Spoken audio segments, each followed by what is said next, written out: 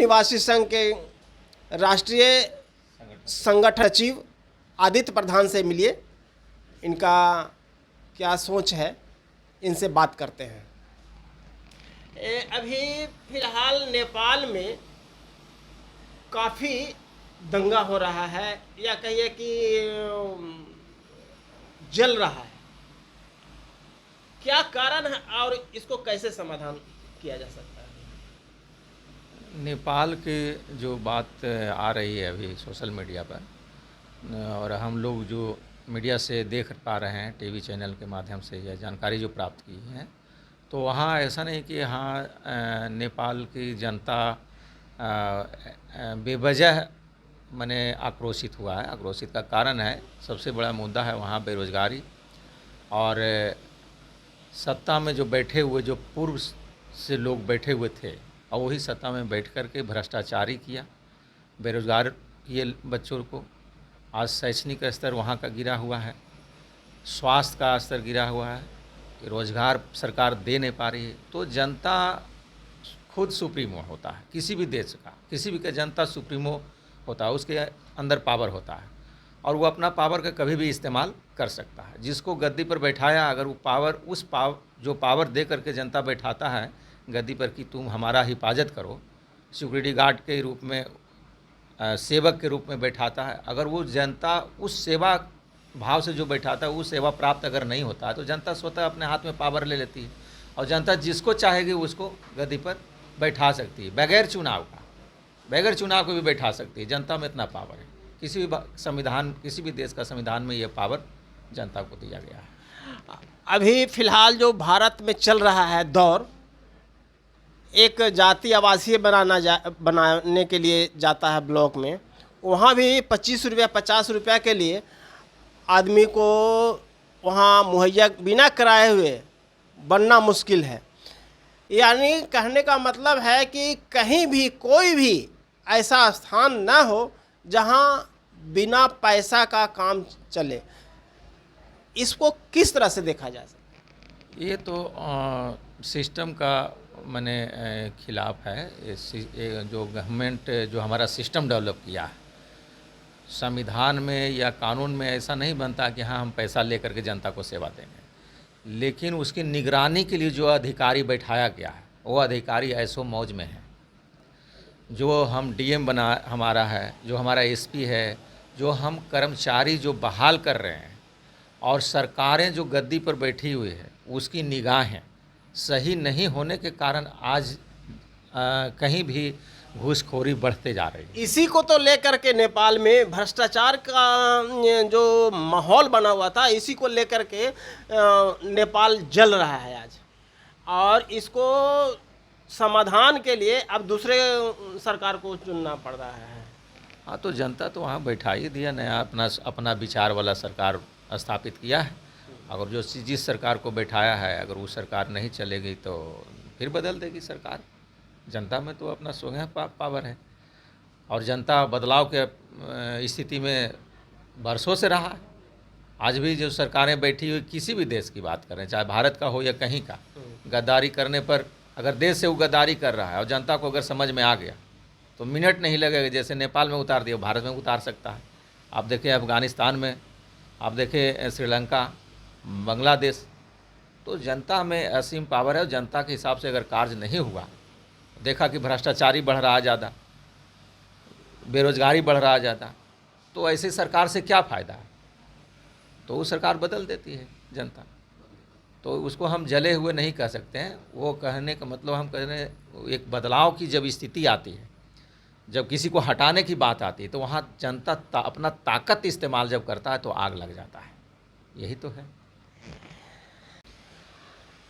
आपकी party PPI इस बार पूरे विधानसभा से लड़ने जा रही है, तो उसमें मुद्दा क्या होगा? ये हमारा अभी संगठन का जो people's party of India democratic है, हमारा तो मैनिफेस्टो में लिखा हुआ भी है। हमारी जो लड़ाई है एक तरह से व्यवस्था परिवर्तन की लड़ाई है, और जब व्यवस्था परिवर्तन की जब हम लड़ाई लड़ रहे हैं तो इसमें ही सब जन कल्याण है।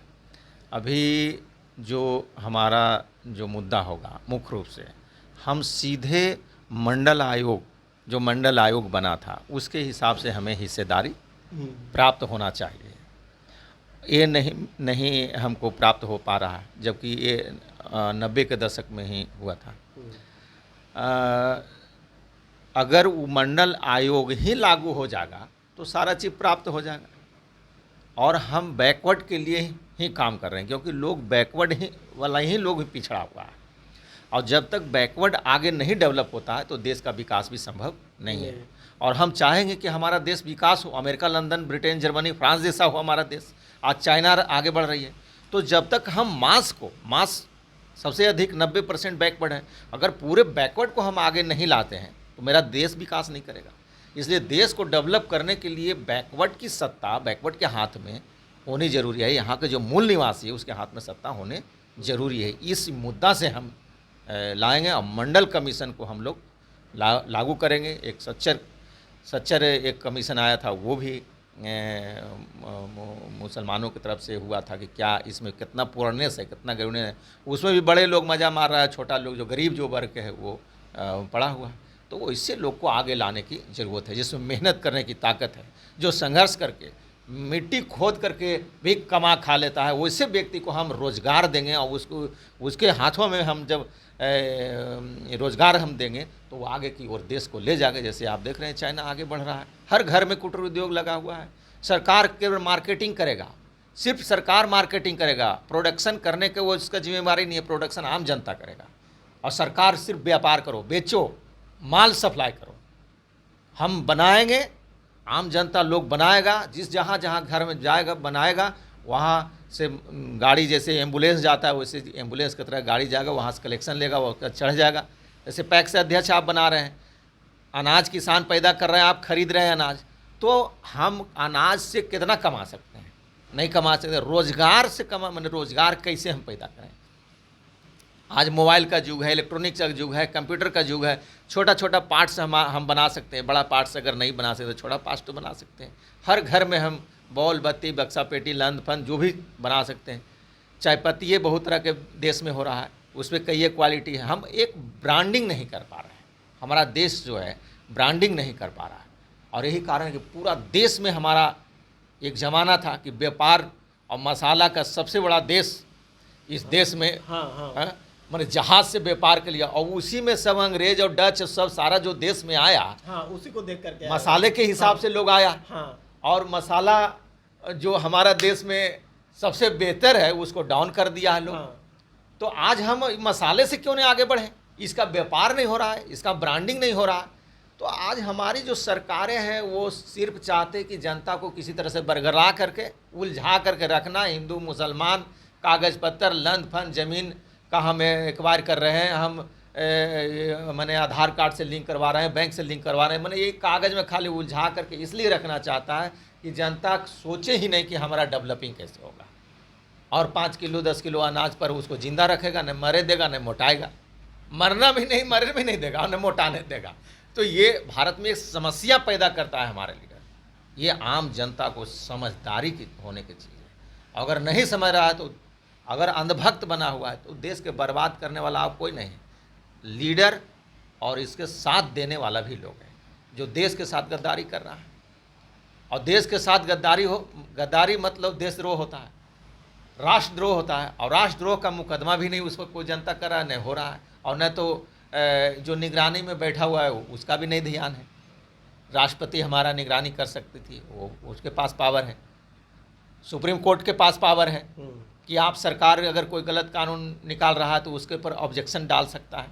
लेकिन आज न्यायालय और सरकार से दोनों से आम जनता असंतुष्ट है। तो न्यायालय से न्याय नहीं मिल पा रहा और सरकार से कल्याण नहीं हो रहा, तो पुनः जनता फिर अपना हाथ में वो पावर लेगा, ये समझाने की ज़रूरत है।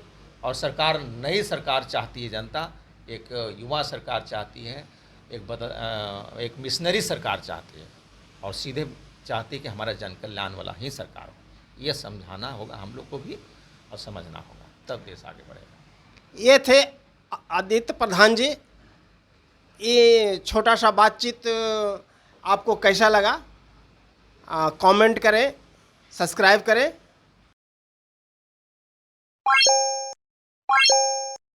है।